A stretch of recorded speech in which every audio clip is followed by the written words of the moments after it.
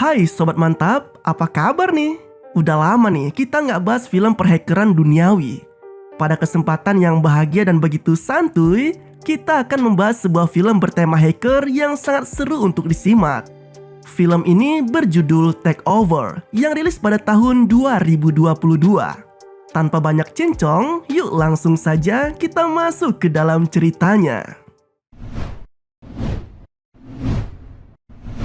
Di pangkalan militer Angkatan Udara milik Belanda, sebuah mobil nampak memasuki area dengan penjagaan ketat di tempat itu. Dan diketahui pria yang ada di dalamnya adalah Buddy Benschot. Dia ini merupakan hacker senior yang sedang dimintai tolong untuk membantu mengatasi masalah peretasan yang sedang dialami militer di sana. Di mana pada setiap hari Rabu, tepatnya jam 3 sore, semua komputer di pangkalan militer itu lumpuh seketika. Dan benar saja, tepat pada pukul 3 sore, saat itu juga satu persatu komputer di sana mati dengan menyisakan simbol acungan jari tengah sebagai ciri khas dari sang peretas. Seolah menegaskan bahwa lumpuhnya sistem di pangkalan militer itu memang benar terjadi karena ulah hacker. Dengan menggunakan alat tempur pribadinya, Buddy ternyata bisa dengan mudah mendeteksi sosok hacker yang telah meretas sistem di pangkalan militer itu. Bahkan ia pun dapat melacak keberadaan lokasi dari hacker tersebut dengan begitu lihainya.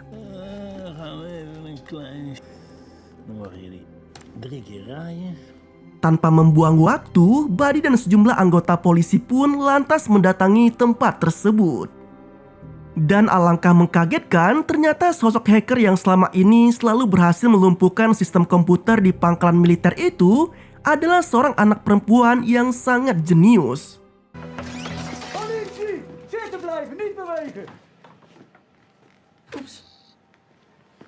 Meski awalnya tak mau mengaku tentang aksinya selama ini, namun perempuan berusia 16 tahun itu akhirnya mengakui perbuatannya setelah ia menyadari bahwa sosok yang ada di depannya adalah sosok Buddy, sosok hacker yang selama ini dikaguminya. Anak perempuan yang diketahui bernama Mel Bendison mengungkapkan bahwa bisingnya suara pesawat jet telah mengusir banyak anjing laut di pesisir pantai. Dan hal itulah yang menjadi satu-satunya alasan Mel melakukan aksi peretasannya. Mendengar pengakuan tersebut, Buddy pun seolah tak percaya jika anak berusia 16 tahun sudah bisa meretas sistem di pangkalan militer. Bahkan motif aksinya itu pun terbilang cukup unik dan tak pernah ia temukan sebelumnya. Percakapan di antara keduanya pun lalu berakhir dan mereka kini nampak mulai lebih akrab satu sama lain. Singkat cerita, 10 tahun pun berlalu dan kini Mel telah beranjak dewasa. Ia terlihat sedang mendatangi salah satu perusahaan bernama Retromax, perusahaan transportasi yang kini sedang mengembangkan proyek bus terbaru mereka. Menariknya, ia yang berprofesi sebagai ahli programmer kini ditugaskan untuk mengecek kesiapan dari sistem di bus itu. Sebuah bus dengan kendali otomatis yang rencananya akan segera dirilis oleh perusahaan tersebut. Tak seperti bus pada umumnya, bus yang satu ini telah dibekali dengan banyak piranti canggih, termasuk pemindai wajah yang diyakini akan memberikan keamanan dan perlindungan kepada para penumpang dan investor di proyek tersebut. Di tempat itu, kedatangan Mel disambut dengan baik oleh Linde yang merupakan CEO dari perusahaan Retromax. Mel pun akan melakukan pemeriksaan piranti lunak sebagai tahap akhir sebelum akhirnya sertifikasi Eropa diberikan pada bus tersebut. Dari dalam ruang server, Mel mulai melakukan pengecekan terhadap seluruh sistem dari bus swakemudi untuk memastikan layak atau tidaknya bus tersebut mendapat sertifikasi layak jalan menurut standar di Eropa. Mel juga nampaknya tidak bekerja sendirian. Ia ternyata juga turut mengajak serta salah seorang temannya untuk melakukan pengecekan ulang dari tempat yang terpisah. Anehnya dalam pengecekan tersebut, Mel malah mendapati adanya kejanggalan, di mana terdapat sebuah saluran yang digunakan untuk memindahkan data dari Retromax. Ia yang menyadari sebelumnya tidak ada celah semacam itu, sontak merasa ada sesuatu yang tak beres, dan mungkin saja bisa mengancam Retromax. Karena alasan itulah, maka Mel kemudian memasang virus Trojan yang digunakannya untuk memblokir arus data yang dilakukan oleh pihak tak bertanggung jawab di luar sana. Di waktu yang sama, aksi yang dilakukan Mel ternyata telah membuat sekelompok orang mulai dibuat panik. Mereka terlihat sangat kerepotan ketika tiba-tiba saluran yang menghubungkannya dengan Retromax telah terblokir. Bersamaan dengan munculnya gambar acungan jari tengah yang selama ini selalu digunakan Mel sebagai signature-nya. Tak ingin pusing memikirkan kendala yang dihadapinya tadi, Mel lalu menemui teman pria untuk memulai kencan pertama mereka. Pria yang memperkenalkan dirinya sebagai Thomas ternyata merupakan sosok yang dijodohkan oleh teman Mel sebelumnya. Namun tampaknya pria itu bukanlah tipe yang diinginkan oleh Mel. Alhasil, ia pun meninggalkan Thomas begitu saja ketika mereka baru akan melangsungkan makan malam bersama. Di tempat tinggalnya, Mel ternyata masih belum bisa meninggalkan kebiasaan lamanya. Ia masih kerap melakukan aksi peretasan yang menjadi hobinya sejak kecil. Dan hal ini selalu dilakukannya bersama teman-teman sesama hackernya.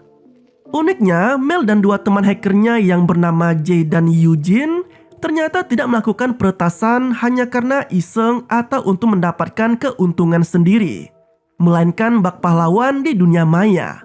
Mereka melakukan aksi tersebut untuk kepentingan bersama dan untuk hal yang baik. Seperti yang dilakukannya pada malam itu, di mana Mel dan teman-temannya meretas salah satu perusahaan yang ditenggarai selalu membuang limbah beracun di sebuah sungai.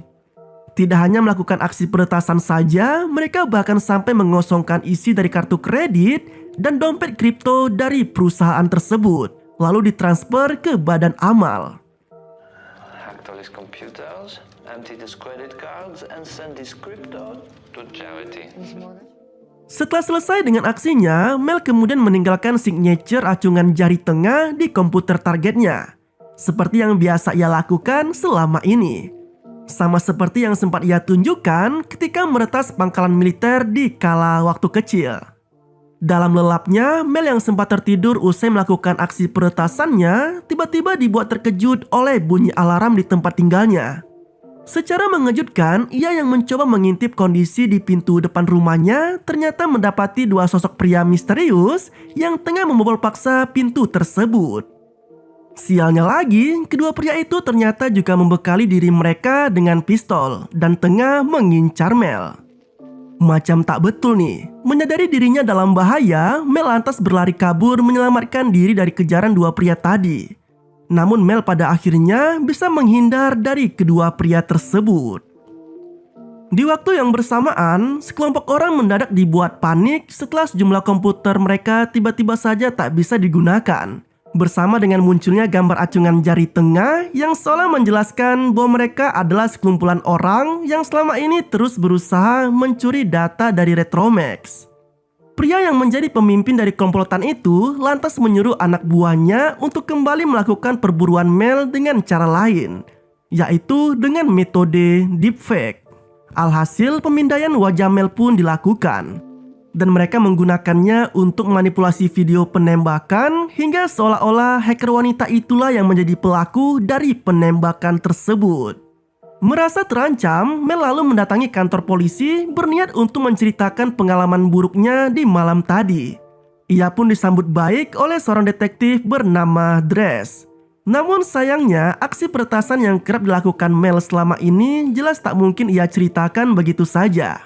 Ia malah cenderung pasif dan terkesan enggan menceritakan secara gamblang tentang masalah yang ingin diadukannya. Sialnya, Mel malah mendapati dua pria yang sempat memburunya tadi sedang sama-sama mendatangi kantor polisi. Bahkan mereka terlihat sangat akrab dengan petugas di sana. Kepanikan pun makin menjadi-jadi ketika Mel malah melihat adanya bukti peretasan yang sempat dilakukannya. Sama seperti kertas-kertas yang sempat ia tempelkan di dinding rumahnya. Merasa dirinya terancam, Mel akhirnya menyelinap kabur keluar dari tempat tersebut. Dalam kondisi yang bingung dan tak memiliki tujuan, Mel lalu mendatangi Thomas dan mulai menghubungi Jay untuk menceritakan masalahnya. Namun ternyata hal itu tak bisa dilakukannya lama-lama, karena tiba-tiba saja dua pria misterius itu ternyata malah sudah berada di depan rumah Thomas. Keduanya bahkan tak ragu melepaskan tembakannya mengarah ke dalam rumah itu. Sontak Mel dan Thomas pun akhirnya memutuskan untuk kabur secepat mungkin. Tak berhenti sampai di situ, upaya kabur yang dilakukan Mel dan Thomas agaknya tidak akan mudah seperti yang mereka harapkan. Karena ternyata kini wajah Mel malah terpampang di banyak berita media dengan memuat video aksi penembakan yang dilakukannya. Namun Mel yang merasa tak pernah melakukan aksi penembakan itu sontak meyakini jika video tersebut hanyalah hasil editan semata yang dilakukan oleh sekelompok orang yang tengah memburunya dengan metode deepfake. Menyadari dirinya sedang menjadi incaran serius, Mel kembali menghubungi Jay dan Yu untuk membahas tentang aksinya ketika berada di Retromax. Mel meyakini jika sosok yang memburunya saat ini adalah komplotan yang menjadi pelaku pencurian data di Retromax tempo hari. Mereka agaknya tak terima dengan aksi pemblokiran yang dilakukan Mel dengan virus trojannya. Mendengar hal itu, Jay lalu menyarankan Mel agar meminta bantuan pada Buddy, hacker dengan level tingkat tinggi pada film ini. Di waktu yang sama, Dres bersama rekan polisinya kini terlihat mendatangi kantor Retromax untuk meminta keterangan dari Linde. Menariknya, gangguan yang sempat dialami Retromax saat pemeriksaan yang dilakukan Mel tempo hari ternyata hanya dianggap sebagai bug biasa. Dan hal itu telah disampaikan Linde pada perusahaan mitranya yang bernama Xiaoming. Perusahaan asal Tiongkok itulah yang selama ini berperan dalam mengendalikan sistem operasi dan perangkat lunak di Retromax. Kembali ke Mel, ia yang masih dilanda kekhawatiran akan nasibnya tiba-tiba saja mendapat telepon dari seseorang yang asing baginya. Pria yang memperkenalkan dirinya sebagai Rogers dengan terang-terangan meminta Mel untuk segera menyerahkan file enkripsi dari program Trojan yang sempat ditanamkannya di server Retromax. Ia juga menjanjikan akan segera menyelesaikan masalah video penembakan Mel apabila hacker wanita itu mau menyerahkan enkripsinya. Dari sinilah terungkap bahwa Roger merupakan pimpinan dari sindikat pencurian data yang sekaligus juga sosok yang telah menyuruh dua orang pria misterius untuk memburu Mel tempo hari. Roger juga sempat mengancam akan menghabisi Thomas hanya untuk membujuk Mel agar mau menyerahkan enkripsinya. Perdebatan antara Mel dan Thomas pun terjadi. Mereka saling beradu argumen dengan Thomas yang mengkhawatirkan akan keselamatan nyawanya dan terus saja memaksa Mel untuk segera menuruti permintaan si Rogers. Namun Mel jelas tak mau melakukannya karena menurutnya sindikat seperti Rogers tidak menjamin akan memenuhi janjinya dan mungkin saja Mel ataupun Thomas akan tetap mereka habisi. Mel justru bersikeras untuk tidak menyerahkan enkripsinya, melainkan akan memanfaatkan enkripsi tersebut sebagai satu-satunya jaminan keselamatan mereka. Sementara itu, Dres kini mendapatkan temuan baru yang mengungkap bahwa ternyata korban aksi penembakan itu merupakan seorang tunawisma dan pecandu barang haram. Korban juga diketahui sempat beberapa kali tertangkap karena aksi pencurian. Mendapati fakta tersebut, detektif itu kini mencurigai adanya sosok di balik aksi pembunuhan tersebut, di mana sosok itulah yang sempat mendandani korban dengan setelan jas yang rapi dan membuatkan identitas baru seolah korban selama ini berprofesi sebagai hacker. Berbekal lokasi yang diberikan Jay, Mel dan Thomas pun akhirnya berhasil sampai di tempat tersebut. Mereka pun perlahan mulai bisa mengobrol dengan sangat hangat, termasuk membahas tentang masa lalu Mel. Hacker wanita itu menuturkan bahwa dulunya ia dan teman-teman lainnya selalu berseberangan dengan hacker jahat, atau istilah untuk hacker jahat adalah seorang cracker. Mereka bahkan seringkali melumpuhkan hacker jahat sasaran mereka untuk mengambil kembali uang yang sudah dicuri, lalu dikembalikan kepada pemiliknya. Aksi itu rupanya mereka lakukan semata sebagai upaya dalam menegakkan kebenaran. Bahkan tak jarang pula Mel dan teman-temannya melaporkan aksi peretasan para hacker jahat kepada polisi. Dan hacker baik melawan hacker jahat sudah lama terjadi pada masa lalu Mel. Namun kepercayaan Mel pada Buddy sirna seketika setelah ia mengetahui bahwa selama ini uang yang diyakininya telah dikembalikan pada para korban hacker jahat ternyata telah diambil sendiri oleh Buddy. Kekesalan Mel pun memuncak hingga akhirnya ia pun melaporkan Buddy dan membuatnya menjadi buronan Interpol. Nah, sejak saat itu juga ia tak pernah lagi bertemu dengan hacker tersebut. Tak lama berselang datanglah sebuah mobil yang ternyata itu adalah Buddy. Mereka bertiga pun kemudian melanjutkan perjalanannya menuju ke tempat tinggal yang sekaligus menjadi markas dari hacker senior itu. Setibanya di tempat tinggal Buddy, Mel langsung memperlihatkan sumber kode yang selama ini terus berusaha membobol sistem di Retromax. Ia bahkan menyebut bahwa kode itu sangatlah rapi dan sangat tersembunyi, sehingga membuatnya memutuskan untuk memblokirnya menggunakan sebuah virus Trojan. Melalui kecerdikan dan ketelitian Buddy, aksi upaya pencurian data yang terjadi pada Retromax akhirnya mulai terkuak. Ia mengarahkan tuduhan si hacker dengan pihak Xiaoming, karena menurutnya kode yang dibuat hacker tersebut memiliki kecenderungan yang sama dengan kode-kode yang ada di situs Xiaoming. Sialnya lagi, Xiaoming merupakan perusahaan multinasional di Tiongkok yang telah bekerja sama dengan banyak perusahaan besar di seluruh dunia. Karena alasan itulah, maka akan cukup sulit bagi Mel untuk bisa melawan perusahaan tersebut.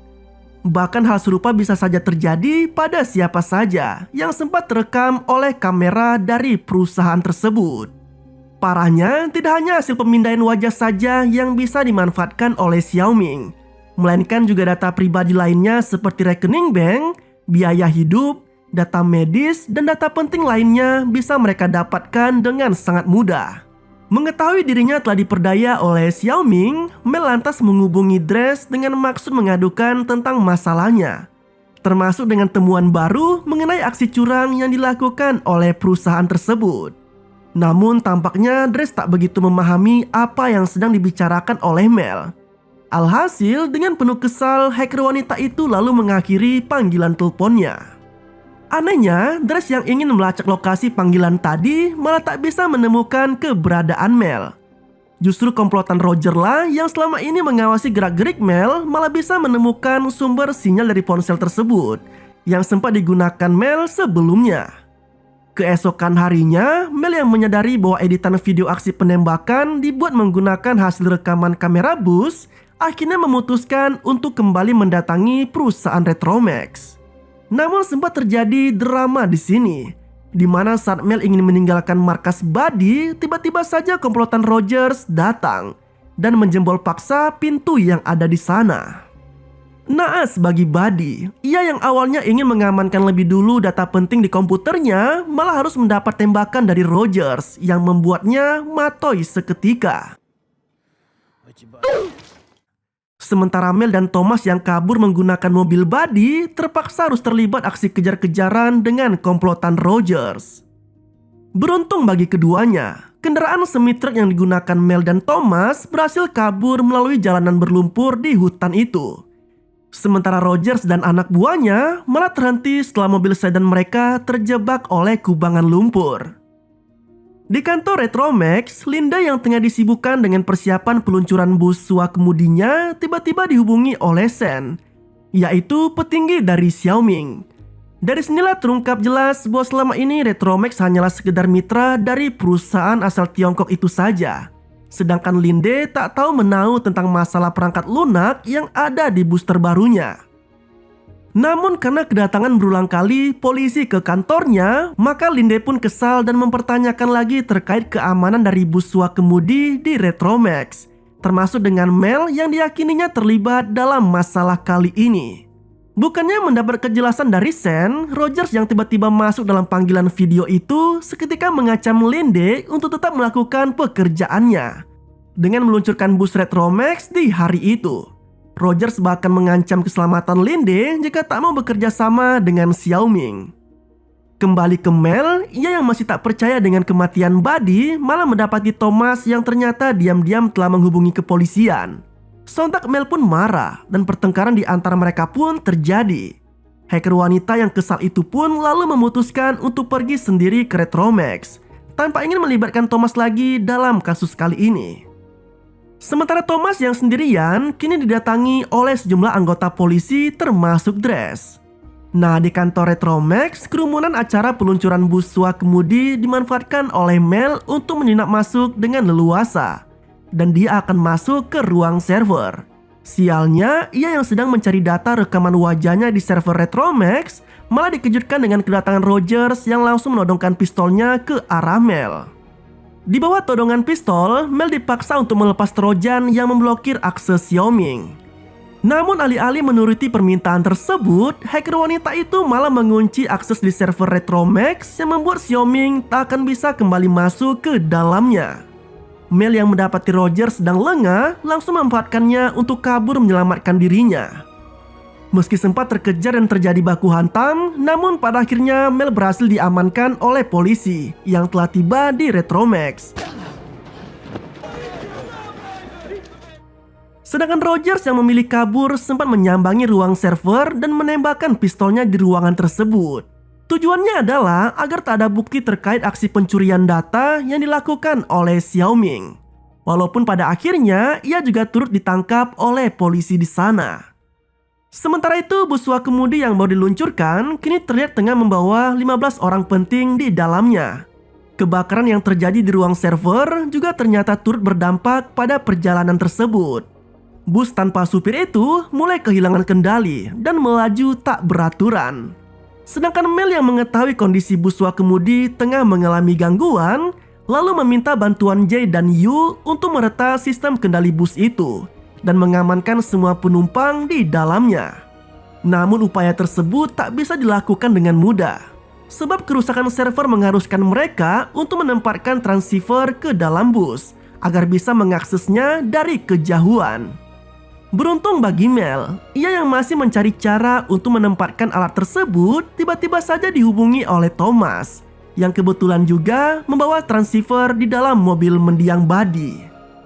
Di sisi lain, jembatan yang juga menjadi alur perlintasan bus Wakemudi ternyata malah diretas oleh anak buah Rogers, yang membuat jembatan itu terangkat dan terbelah. Setelah mendapatkan arahan dari Mel, dengan penuh perjuangan Thomas yang berhasil masuk ke bus tersebut akhirnya bisa memasang transceiver tanpa kendala, yang kemudian bisa diakses oleh Mel. Beruntung bagi mereka semua, bus yang mulai memasuki jembatan yang mulai terangkat akhirnya bisa terhenti tepat di ujung dari patahan jembatan tersebut. Nah, tak ingin menyia-nyiakan kesempatannya, Mel yang masih bersama Dres lalu memperlihatkan video asli dari aksi penembakan yang sempat menyeret namanya. Hacker wanita itu juga menjelaskan bahwa video tersebut telah diedit dengan memanfaatkan hasil rekaman wajahnya di bus Wakemudi tempo lalu. Seolah menegaskan bahwa Mel bukanlah sosok dari aksi pembunuhan itu. Uniknya, ketika Mel mulai beranjak meninggalkan Retromax dan menjumpai Rogers yang tengah ditangani oleh petugas medis, saat itu juga hacker perempuan tersebut mengacungkan jari tengahnya sebagai simbol keberhasilan sekaligus juga signature atas semua aksinya selama ini. Nah, singkat cerita, setelah melalui perjuangan yang melelahkan bersama Thomas, Mel kini nampak mulai dekat dan menjalin hubungan spesial dengan pria tersebut. Mereka yang sedang asik berada di sebuah tempat makan tiba-tiba mendapat kiriman video dari Buddy. Menariknya dalam video tersebut, Buddy menjelaskan bahwa ia telah mengantisipasi semua hal buruk yang mungkin saja bisa terjadi padanya, termasuk kematoyan. Maka dari itu, ia pun membuat video tersebut untuk dikirimkannya pada Mel suatu saat ketika ia telah tiada. Buddy juga mengungkapkan bahwa sebagian besar uang yang sempat diambilnya dalam aksi peretasan mereka ternyata telah ia gunakan untuk membangun jaringannya sendiri. Namun itu semua ia buat hanya untuk Mel seorang dan bisa digunakan oleh hacker wanita itu untuk tujuan apapun, termasuk untuk mengubah dunia. Mengetahui video tersebut, Mel seolah tercerahkan dan baru menyadari jika selama ini Buddy yang dianggapnya sebagai sosok pengkhianat ternyata malah telah merancang hal besar, dan itu untuk kepentingan mereka bersama. Di akhir film, nampak hubungan antara Mel dan Thomas yang kini semakin mesra. Keduanya terlihat sudah sama-sama memahami karakter masing-masing dan siap menerima apapun resiko dari kedekatannya itu. Menariknya, Thomas yang selama ini terlalu anti pada dunia maya, terlebih dengan aksi busuk para hacker, ternyata mulai mendukung profesi pasangannya itu. Bahkan ia sendiri seolah berjanji untuk ikut membantu dalam aksi Mel selanjutnya. Dan film ini pun berakhir dengan begitu santuy. Jika sobat suka dengan kisah-kisah seperti ini, jangan lupa untuk share video ini ya. Terima kasih telah menonton, sampai jumpa pada video selanjutnya.